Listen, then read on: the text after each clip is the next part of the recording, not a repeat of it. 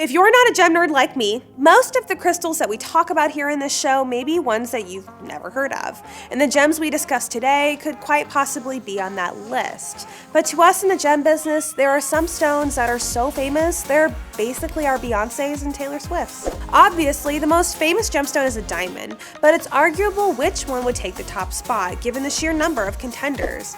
There's the Musayef Red, one of the largest red diamonds ever found, the Sansi diamond with its irregular cut, or the Steinmetz pink, which may be the finest pink diamond in the world. But the ones that would probably battle it out for the top spot in my mind are the Koh-i-Noor, the Cullinan, and the Hope diamond. The Koh-i-Noor is one of the largest cut diamonds in the world and spends a notable amount of its time atop the head of an old British lady also known as the Queen of England. Another one of the Queen's precious diamonds is the Cullinan. In its original state, the Cullinan was the largest gem quality rough diamond ever found and is now cut into 9 different stones, which are all card-carrying members of the British Crown Jewels. In my view, the most famous of all these diamonds is probably the Hope diamond. One could easily attribute its fame to its deep, rich blue color caused by boron impurities in the crystal structure, or maybe it's due to the stone's exceptional size, but I think it's because of a much sillier reason. It looks a lot like Rose's Heart of the Ocean diamond from the film Titanic.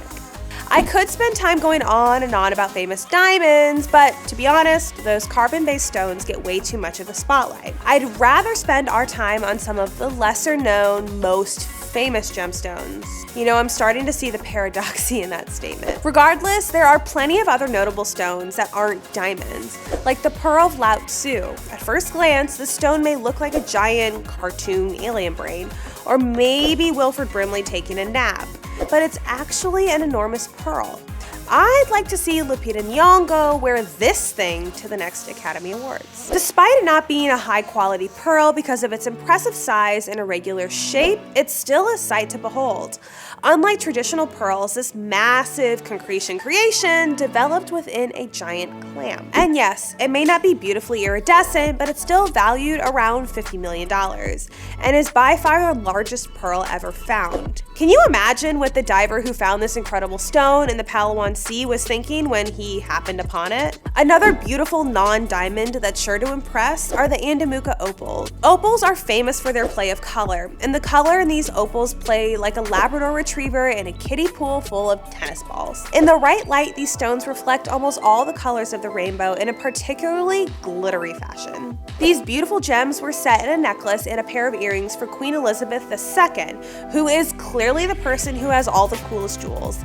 And I'm including Meghan and Kate, who I think are the true gems of the monarchy. The centerpiece of said necklace is set with the largest opal in the collection, weighing a whopping 200 carats. The Queen rarely wears these opals during her public appearances, which is an affront to the fine people of Andamooka. Maybe one of her wonderful granddaughters-in-law could, take them out for a spin. Are you very famous and worth millions and millions of dollars? Send some to me. Let us know in the comments. For more information on the gemstones mentioned in this video, check out the links below. And while you're at it, don't forget to like and subscribe. Thank you for watching.